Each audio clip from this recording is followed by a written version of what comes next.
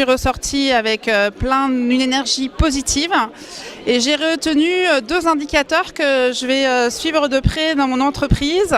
C'est le taux de sourire au mètre carré. Parce que ça m'a impressionné comme indicateur et je trouve que ça doit être un indicateur piloté dans les entreprises aujourd'hui au quotidien.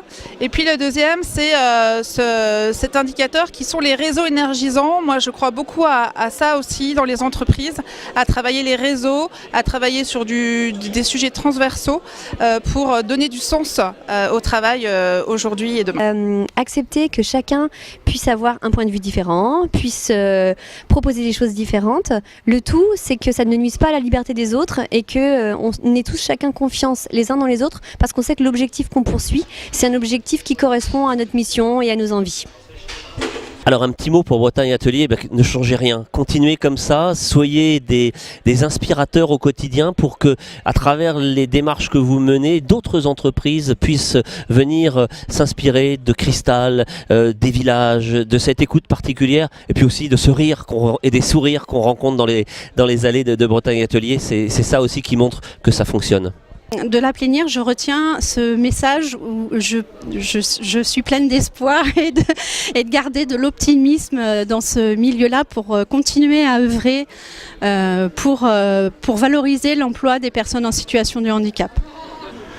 J'ai super bien aimé car j'ai été ému par ce qui s'est dit comme discours et je trouve que ça va apporter plein de trucs à Bretagne Atelier. C'est super. Merci. Ce qui me frappe beaucoup, c'est l'esprit général, l'ambiance au sein de la plénière. On a l'impression de connaître Bretagne Atelier, sa mission, elle est claire et voilà, et heureuse d'avoir découvert. Alors, vous m'aviez posé une question, qu'est-ce que je pouvais attendre de cette plénière ? Eh bien écoutez, rien en particulier, sauf à être plutôt très heureux d'être invité par les personnes que je connais qui composent Bretagne Atelier. Et puis finalement ce matin, j'en ai tout obtenu. J'en ai obtenu une vision très juste de territoire, de ce que peut être aussi l'entreprise inclusive, jusqu'alors même à avoir une profondeur de définition dans la notion d'inclusivité, non pas d'inclusion, et qui a permis tout à chacun ce matin de repartir avec une définition juste de quelque chose dont tout le monde doit s'entreprendre demain, qui est effectivement l'inclusivité au service des personnes et pas que en situation de handicap, toutes celles qui ont besoin d'avoir des contextes dans lesquels on pourrait tous faire l'effort de s'adapter pour que demain elles puissent faire partie entière de la société dans laquelle nous nous trouvons tous. Voilà ce que j'ai trouvé ce matin et j'ai trouvé ça formidable.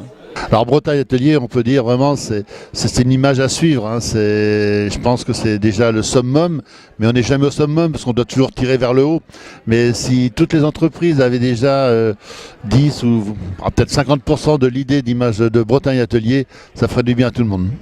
Je trouve que c'est une entreprise qui progresse et ce que j'ai retenu en tout cas, c'est qu'elle pouvait être modélisante pour les entreprises dites non adaptées. Et ça, j'ai trouvé ça fabuleux parce que c'est une très belle démonstration. Je voudrais remercier Bretagne Atelier pour cette plénière qui pour nous a été très inspirante. On a eu beaucoup d'informations. Moi j'ai créé en direct il y a 10 ans.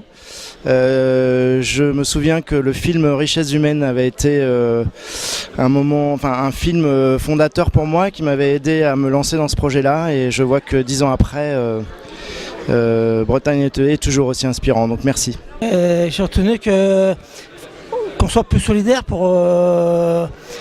faire avancer l'entreprise, quoi. Je dirais vive Bretagne Atelier qui m'a en quelque sorte un peu ressuscité, quoi.